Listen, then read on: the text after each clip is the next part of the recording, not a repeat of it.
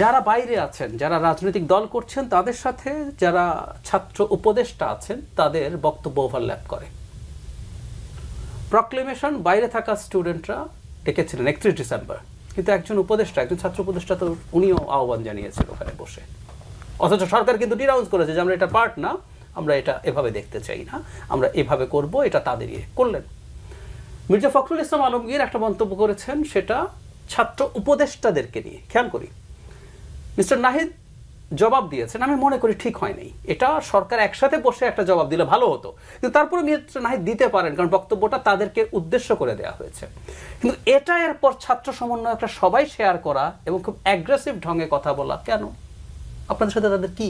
আমরা যদি প্রশ্ন করি, আপনারা তো একই লোক নন, বলছেন অ্যাটলিস্ট। আচ্ছা, আরও কথা, জনাব নাহিদ একাধিক সাক্ষাৎকার দিয়েছেন দুটো মানে খুব লিডিং পত্রিকায়, দুটো পত্রিকায় দুটো সাক্ষাৎকার দিয়েছেন। উনি বলছেন দলে যেতে পারেন, এখন সিদ্ধান্ত হয়নি, তখন পদত্যাগ করে যাবেন। তারপরে সরকারে বসে আছেন, একটা দলে যাবেন, মানে আপনার মনের মধ্যে একটা দল আছে? প্রশ্ন। আচ্ছা, বাকি দুজন যদি তারা এখনই যাবেন না, তারা যখন যাবেন তখন রিজাইন করে যাবেন, মানে আরো দুজন সরকারে বসে আছেন যারা দলে যাবেন বলে বুকের মধ্যে চেতনা ধারণ করে আছেন। এগুলো প্রশ্ন তৈরি করে। নট অনলি দ্যাট, এবং সম্ভবত এটাই সবচেয়ে গুরুত্বপূর্ণ, আমাদের প্রধান উপদেষ্টা তার লাস্ট একটা ইন্টারভিউতে ফিনান্সিয়াল টাইমসে উনি যেভাবে ছাত্রদের রাজনৈতিক দল সম্পর্কে, ছাত্রদের রাজনৈতিক দলকে কিন্তু সবাই আমরা এনকারেজ করি, এবং আমি আমার একটা কথা একটু বলে নেই, এটা একটু বলে নেওয়া ভালো। আমি দেখছি সামনের দুটো নির্বাচনে বিএনপির জিতে যাওয়ার সম্ভাবনা মানে জেনুইন ভোটেই এবার বেশ বড় মেজরিটিতে, পরের বার মেজরিটি কমলেও সরকার গঠন করে ফেলতে পারবে বলে মনে হয়। এটা একটা অ্যালার্মিং সাইন রাজনীতির জন্য। কোনো রাজনৈতিক দল এরকম নিশ্চিতভাবে যদি থাকে, এটা তার চরিত্র নষ্ট করার সম্ভাবনা প্রায় শতভাগ। সো আমাদের এই যে পলিটিক্যাল ভ্যাকিউম আছে, সেখানে রাজনৈতিক দল গ্রো করুক এবং ছাত্রদের দল সেই জায়গাটা নিক বলে আমার ব্যক্তিগত চয়েস। সো প্রধান উপদেষ্টাও তাদেরকে এনকারেজ করতে পারেন, কিন্তু ওর সাথে তিনি কয়েকটা মন্তব্য জুড়ে দিয়েছেন। আমি আর ফুয়াদ ভাই আগে একটা শোতে ছিলাম, সেদিনই ঘটনাটা ঘটলো, এবং আমরা ওখানেও অন রেকর্ড বলেছিলাম যে একটা ক্ল্যারিফিকেশন, যেমন ওই যে আল জাজিরার বক্তব্য নিয়ে, যেখানে 4 বছর পর্যন্ত হতে পারে বলে একটা মন্তব্য না, কিন্তু ক্ল্যারিফাই করেছেন, সেটা কিন্তু হয় নাই। ফলে উনি যেটা বলছেন, ওদের অর্জন ওরাই রক্ষা করবে, না হলে অন্যরা আগের সিস্টেমে এসে ঢুকে পড়বে। সো এক ধরনের ইঙ্গিত আছে। এই সব কিছু মিলে আমি ধারণা করি বিএনপি তারা মুখেও কতগুলো কথা বলে ফেলেছে, তারা 1-11 কথা এনেছে, তারা বিরাজনীতিকরণের কথা এনেছে, তাদের তো একবার একটা খারাপ এক্সপেরিয়েন্স আছে। এই সরকার করবে কিনা যে ডিফারেন্ট ডিবেট, কিন্তু যে ঘর পোড়া গরু সিঁদুরে মেঘ দেখলে ভয় পায়, তাদের অবস্থা সেরকম হয়েছে। সো একটা অস্বস্তি আছে। সফল করেছেন তাদের মধ্যে আছে। জাহিদ ভাই যেটা বলেছেন এটাও কারেক্ট। যারা সাকসেসফুলি একটা ফ্যাসিস্ট রেজিমকে সরিয়েছে, তার কিন্তু একটা অস্বস্তি আছে। আপনি যদি ইন্টারভিউগুলো শোনেন গতকালকে এবং আজকে 32-এর সামনে, ছেলেমেয়েরা অনেকেই যারা আন্দোলনে ছিল তারা কিন্তু এটা বলেছে যে হাসিনা যদি ফিরে আসে তাহলে আমাদেরকে আয়না ঘরে যেতে হবে। তাহলে এই যে শঙ্কাটা তরুণদের মধ্যে ঢুকে গেছে যে আওয়ামী লীগকে, হাসিনাকে, শেখ পরিবারকে যে কোনো মূল্যে ঠেকাইতে হবে, এই ঠেকাইতে না পারলে তার নিজের অস্তিত্বের একটা স্বার্থ এখানে জড়িয়ে গেছে, যে আমি গুম হয়ে যাব, আমি নিখোঁজ হয়ে যাব, আমাকে আয়না ঘরে চলে যেতে হবে। দ্বিতীয় অস্বস্তি যদি বলেন, সেটা হচ্ছে যে এই ছাত্রদের দলটা কি আসলে একটা কিংস পার্টি হচ্ছে কিনা, সেটা নিয়ে একটা যথেষ্ট কানাঘুষা আছে, কথাবার্তা আছে। আমি এটাকে কিংস পার্টি মনে করি না। তাদের দলটাকে কেন মনে করি না বলছি, কিংস পার্টির এক্সাম্পল দিয়ে ধরেন জাতীয় পার্টি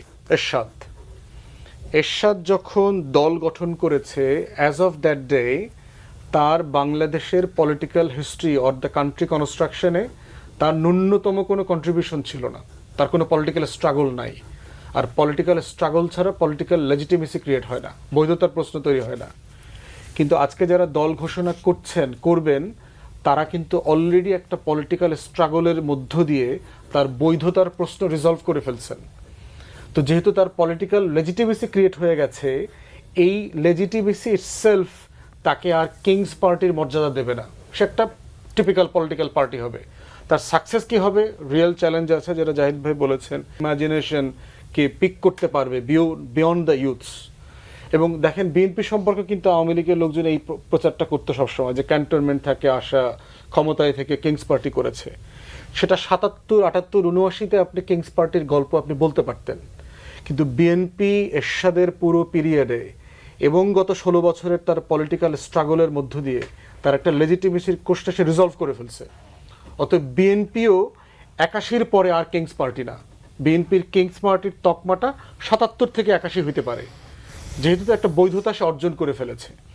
সেই জায়গাতে আপনি আমাদের এখন বর্তমানে একমাত্র কিংস পার্টি বলতে পারবেন জাতীয় পার্টিকে। তার আগে এবং পরে বাংলাদেশের পলিটিক্যাল হিস্ট্রিতে তার ন্যূনতম কোনো কন্ট্রিবিউশন নাই, তার কোনো পলিটিক্যাল স্ট্রাগল নাই, এই রাষ্ট্র কনস্ট্রাকশনে তার কোনো কন্ট্রিবিউশন নাই। সেই জায়গাতে আমি অস্বস্তির জায়গাটা এইভাবে দেখছি না। আমি দেখতে পাচ্ছি যে কনভারসেশনে ঐক্যমত কমিশন যখন বিএনপির সাথে বসবে তখন তার বোঝাপড়াটা কোথায় হচ্ছে। সেখানে আশ্বস্ত হবার মতো জায়গাটা হচ্ছে, যেটা মর্তুজা ভাই কারেক্টলি পয়েন্ট আউট করে, ফর দ্য ইলেকশন তিনি খুবই পারসিস্টেন্টলি একই কথা বলেছেন। এই বক্তব্যে তার কোনো হেরফের নাই, এক্সেপ্ট ফাইন্যান্সিয়াল টাইমসের কথা যেটা জাহিদ ভাই রেফার করেছেন। প্রশ্নগুলো যেটা পড়লাম অথবা শুনলাম, এখানে মনে হচ্ছে যে অনেক হাঁটতে হাঁটতে দৌড়াইতে মানে একটা আনপ্রিপেয়ার্ড রিয়ালিটিতে ইন্টারভিউ দিলে যেটা হয়, তাকে নির্বাচন নিয়ে প্রশ্ন করছে, তাকে ভারত নিয়ে প্রশ্ন করেছে, সেখানে সে ছাত্রদেরকে টেনে নিয়ে আসছে এবং ওই প্রশ্নটার সাথে উত্তরটা যায় না। এজন্য আমরা বলেছিলাম যে বেনিফিট অফ ডাউট তাকে দেওয়া উচিত এবং দিয়ে অন্তর্বর্তীকালীন সরকারের পক্ষ থেকে একটা ক্লারিফিকেশন আসা দরকার, যেহেতু এখানে সরকারের একজন প্রতিনিধি আছেন এবং ভেরি রেলেভেন্ট, এবং আমাদের কাছে খুব তাড়াতাড়ি একটা স্বস্তির ব্যাখ্যা দেবেন যাতে এই অস্বস্তিটা আর স্প্রেড না করতে পারে। জি, তো বিভ্রাট হবে না এমন কোনো নিশ্চয়তা নেই, উপদেষ্টা বলছে। মানে এটা কি আগের নসরুল হামিদ বিপু বলতেছে না আমাদের না, ফজলুল কবির খান বলতেছে, কথা তো একই রকম লাগতেছে, একই কথা। কিন্তু এই শব্দগুলো আমরা শুনে শুনে অভ্যস্ত। কিন্তু এই জিনিসপত্রের দাম কিছুটা বাড়ছে তো মানুষের কষ্ট হবে না। সম্ভবত একজনে লিখে দেয়, না তা জানি না, আগেও বলতো দাম একটু বেড়েছে মানুষের কষ্ট হবে না। এই দাম বাড়লে মানুষের কষ্ট হয় না কেমন করে ভাই? কেমনি করে হয় না, আমি তো বুঝি না কিছু। আবার আগে মন্ত্রী বলতো যে মানুষের ক্রয় ক্ষমতা বেড়েছে, তো 5 বছরের বেতন বাড়ে না, ক্রয় ক্ষমতা কী হয়ে পারে? টাকা পয়সা কি আসমানি উপায় আসে? খেজুর খেয়ে ই করতো না, রোজা রাখতো না, আসমানি উপায়গুলো আসে না। এটা আর্ন করতে হয়, নাহলে লুট করতে হয়। তো এখন উনি যেটা বলতেছেন যে দাম, মানে এগুলি কি জানেন, মানে এক এক সময় এক একটা লেম এক্সকিউজ দিয়ে তারা কিছু একটা করে নেয়, করে নেওয়ার পরে নানা রকম চাপ পরে এক একটা 100 ব্যাখ্যা দেয়। এই যে মাঝখানে যে আপনার প্রায় শতাধিক পণ্যের যে ভ্যাট বাড়াইলো, তারপরে আপনার আপনার ডিউটি বাড়াইলো আপনার এই মানে সেবা খাতে, কি ব্যাখ্যা বলেন? কেন? কার সঙ্গে আলাপ করে করছে? অথচ এই আহসান মনসুর আগে সরকার আমলে কিন্তু বলতেন উনি যে এক্সপার্টরা সবার সঙ্গে আলাপ আলোচনা করে করেন, তো ওনারা কিন্তু এটা করেন না, ওনারা কিন্তু এটা করেন না। কি বলবেন? এখানে বলার কিছু নাই। এই সরকার বেসিক্যালি অনভিজ্ঞ সরকার। অনভিজ্ঞ হওয়া স্বাভাবিক, অভিজ্ঞ সরকার আপনি পাবেন কই? তো অনভিজ্ঞ হোক, কিন্তু অনভিজ্ঞ হওয়ার ফলে ওনারা যে বুঝবেন যে আমি অভিজ্ঞ লোকদের কাছ থেকে পরামর্শ নেই, এক্সপার্টদের কাছ থেকে পরামর্শ নেই, এত কিছু তো লাগে না রে ভাই। সিম্পলি আমি একটা কথা বলি, ধরেন একটা কোনো বড় একটা সিদ্ধান্ত নেবেন, যে সিদ্ধান্তের কারণে সাধারণ মানুষের মধ্যে একটা প্রভাব পড়তে পারে, নেতিবাচক প্রভাব পড়তে পারে। ওনারা কিন্তু সহজেই পারেন, পলিটিক্যাল পার্টিগুলোকে ডাকতে পারেন। কিন্তু আমার সামনে এই ক্রাইসিস, বলুন তো আমরা কী করতে পারি? এতে কিন্তু আত্মসম্মান যাবে না, ইজ্জত যাবে না, কিন্তু ডাকতে পারেন। তবে ডাকলে অসুবিধাটা কি? তারপরে কিন্তু সবাই মিলে যখন সিদ্ধান্ত দেবেন, পলিটিক্যাল পার্টিগুলো তারা অবুঝ না, তাকে সিদ্ধান্ত দেবেন, কিন্তু ওইটা কোনো তাদের ইজ্জত যায়। আমি যা বলবো এটা বলা যাবে না, পলিটিক্যাল পার্টিকে ডাকবো খালি চা খাইতে, তো এটা তো হলো না। জি, গোলাম ধরা যায় না। তো সিন্ডিকেটটা কি? তো সিন্ডিকেট বলতে আসলে কোনো কিছু নাই। কিছু ব্যবসায়ী আছেন, সেই ব্যবসায়ীদের হাতে পণ্য কি পরিমাণ সে আনবে, কি পরিমাণ বাজারে ছাড়বে, কখন ছাড়বে না, এটা তারা নির্ধারণ করে। এবং সেটা কোনো অদৃশ্য সিন্ডিকেট না, এটা দৃশ্যমান কিছু ব্যবসায়ী। এটা সরকার জানে, সব সরকার জানে। কিন্তু যেহেতু সেই সমস্ত ব্যবসায়ীদেরকে নিয়ন্ত্রণ করার জন্যে যে মেকানিজম একটা সরকারের হাতে থাকতে হয়, সেই মেকানিজমটা সরকারের হাতে নাই, এবং সরকার সেটা, কোনো সরকারই সেই মেকানিজমটা অর্জনও করতে চায় না। রাজনৈতিক সরকারের অনেক পিছুটান থাকতে পারে, কিন্তু এই সরকারের কি সেগুলি থাকা কথা কিনা? এই সরকারের আরও বেশি থাকার কথা এই কারণে যে এই যে সিন্ডিকেট বলে যাদেরকে বলা হচ্ছে, কয়েকজন মানুষের হাতে তো অনেক ক্ষমতা। এই রকমের অনির্বাচিত এবং যেটা বলা হলো যে একটা অনভিজ্ঞ, আসলে অনভিজ্ঞ, সরকার পরিচালনায় অনভিজ্ঞ, অনভিজ্ঞ একটা সরকার এসে রাতারাতি যদি সে ওই জায়গাগুলোতে একটা নিয়ন্ত্রণ প্রতিষ্ঠা করতে চায়, ওই জায়গাগুলো যদি ভাঙতে চায়, তাহলে সারা দেশে এখন যে অবস্থা আছে তার চেয়ে আরও বেশি অরাজকতা তৈরি হতে পারে। সিন্ডিকেট বা ওই যে জায়গাটার কথা বলছেন সেটা যদি ভাঙতে হয়, সেটা অবশ্যই ভাঙতে হবে একটা রাজনৈতিক সরকারকে। এই ধরনের সরকার এসে সেটা ভাঙতে পারবে না। এই ধরনের সরকারের সুবিধা কি, অসুবিধাটা কি, আপনার সেই জায়গার আলোচনায় যদি আসেন, বিদ্যুতের কথা যদি বলেন, সুবিধাটা কি? এই ধরনের সরকার আসার ফলে কি হয়েছে? আপনি সিন্ডিকেটের কথা বলছেন একটা দাম বাড়ার ক্ষেত্রে, এই সরকার আসার ফলে দেশের সুবিধা কি হয়েছে? অনভিজ্ঞ তো বুঝলাম। সুবিধা হয়েছে যেটা, প্রতিদিন 1-1.5-2 কোটি টাকা ব্যাংক থেকে জালিয়াতি করে নিয়ে বিদেশে পাচার করা হতো। এই সরকার যেদিন থেকে দায়িত্ব নিয়েছে সেই দিন থেকে এই ব্যাংক থেকে জালিয়াতি করে টাকা নেয়া, পাচার করাটা বন্ধ হয়েছে। এখন প্রশ্ন হচ্ছে, আমাদের কাছে ওইটা গুরুত্বপূর্ণ আলোচনার মধ্যে পড়ে না। আমার কাছে বেগুনের দাম 5 টাকা বাড়লে সেটা খুব গুরুত্বপূর্ণ, কারণ আমি তো ভুক্তভোগী। ব্যাংকের টাকা কে নিয়ে গেল, কার টাকা নিয়ে গেল, ওইটার সাথে তো আমার জীবনযাপনের কোনো সম্পর্ক নেই। তো এই যে চুরিটা বন্ধ করা হলো, পাচারটা বন্ধ করা হলো, ব্যাংক জালিয়াতিটা বন্ধ করা হলো, এটা সমাজ জীবনে খুব বড় প্রভাব পড়ছে না, এবং সরকারের যে অনভিজ্ঞ, সরকারও এটাকে খুব বড় করে বলতে পারছে না। শেষ করছি আমি। এই যে বিদ্যুতের কথা যেটা বলা হচ্ছে, বলা দরকার কি আর আমি বলছি কি? আমি বলছি কি না বিদ্যুতের সমস্যা হবে না? না, ডেফিনেটলি সমস্যা হবে। জিনিসপত্রের দাম বাড়বে না? অবশ্যই জিনিসপত্রের দাম বাড়বে। সমস্যা কেন হবে? বিদ্যুতের যে পলিসিতে গত 15 বছর ধরে চলেছে, অ্যাবসলিউটলি একটা রং পলিসি। প্রথমত কথা, দেশের ভেতরে একটা রং পলিসি, ভয়াবহ রকমের রং পলিসি। সেটা আমি একদম সুনির্দিষ্ট বলতে পারি, সময় না থাকার কারণে আমি সেটা বলছি না। ভয়ঙ্কর ক্ষতি যেটা করে গেছে, যে ভারতের উপরে ডিপেন্ডেন্স আমাদের, আমরা ভারতের উপরে নির্ভর করে থাকব। আদানি বিদ্যুৎ বন্ধ করে দিবে, বাংলাদেশ অন্ধকার হবে থাকবে। আমার পর্যাপ্ত কয়লা কেনার, জ্বালানি কেনার পর্যাপ্ত পরিমাণ ডলার নাই। পরিস্থিতি আগের চেয়ে একটু উন্নতি হয়েছে, কিন্তু ওই রকম উন্নতি হয় নাই যে আমার দেশে যে কয়টা বড় বড় পাওয়ার প্ল্যান্ট হয়েছে সব কয়টা চালানোর জন্য যত কয়লা দরকার সব আমি কিনতে পারবো, এটা তো নাই। সুতরাং এই সমস্ত সব জায়গাতে সমস্যা হবে, কিন্তু ওই কথাটা খুব ক্ষতিকর যে কোনো সমস্যা হবে না। আমাকে বলতে হবে যে হ্যাঁ সমস্যা হবে, এই কারণে হবে। ডক্টর জাহিদুর রহমান, পিআর করেন কিন্তু অন্যান্যরা করেন না, এটা ইম্পর্টেন্ট। যেমন ধরুন ভ্যাটের দাম যেমন বাড়বে না, খুব সমস্যা হবে না বলা হয়েছিল, অথচ আপনি না ভ্যাট কোন পরিস্থিতিতে আপনি বাধ্য হচ্ছেন সেটা বলা দরকার ছিল। কিভাবে অর্থনীতিটা, আপনার তো এখন অসাধারণ সুযোগ আছে, এবং এটা গাল গল্প না। শেখ হাসিনা এই দেশকে কি করে গেছে, ইউ ক্যান সে দ্যাট।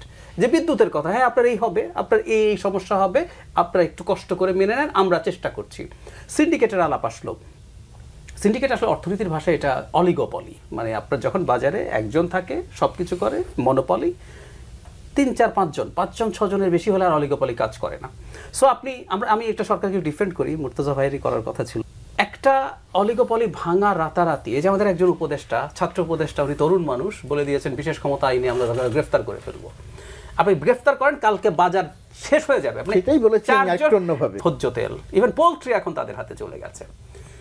এটা দীর্ঘমেয়াদে, এবং আমার এই যে বললাম, সরকার কিন্তু এটা একটু ভিজিবল করতে পারতো। কিরকম? আপনাকে আসলে অন্য অনেক অপারেটর নিয়ে আসতে হবে। মুর্তজা ভাই বড় ব্যবসায়ী, তাকে ডাকতে হবে, তাকে সুবিধা দিতে হবে। ফুয়াদ ভাইকে ডাকতে হবে, ব্যবসায়ী, আপনি আসেন, আপনাকে আমরা ব্যাংকের সুবিধা দেই, আপনি সলভেন্সি আছে, আপনি এগুলো আনতে থাকে, এভাবেই সরাতে হবে। কিন্তু আমার অভিযোগ অন্য জায়গায়, মানুষ সত্যি গরিব মানুষকে সাবসিডাইজড প্রাইসে পণ্য তো বেশি দিতে পারেন। আপনি টিসিবি ট্রাক বন্ধ করে দিলেন কেন? এখনো বন্ধ আছে। আপনি রিচেক করবেন সামাজিক নিরাপত্তা কার্ড, সত্য কথা, ওই সোশ্যাল সেফটি যত বরাদ্দ ছিল তার 50% আগের পরিকল্পনা মন্ত্রণালয় বলেছিল, 45 টু বি স্পেসিফিক। আপনি যাচাই বাছাই করে 6 মাসেও পারেন নাই কেন? আমি ব্যক্তিগতভাবে খুবই দরিদ্র 2-3 জন মানুষের সাথে দেখা হয়েছে, আমাকে বলেছে ভাই, মানে 500 বা 750 টাকা মাসেও কোনো মানুষের জন্য অনেক টাকা, ওনারা জানেন না। তো আপনি 6 মাস দেরি করছেন কেন? এগুলো এই যে বলছি, এগুলো যেগুলো আপনার হাতে আছে আপনি ওটাও করতে পারছেন না। That's frustrating. তার ভিতর একটা দেখবেন যে যারা কুইক রেন্টালের সাথে ইনভলভ ছিল, এই ধরনের কোম্পানিগুলোর এগেনস্টে কিন্তু বেশ কিছু পদক্ষেপ নেওয়া হয়েছে।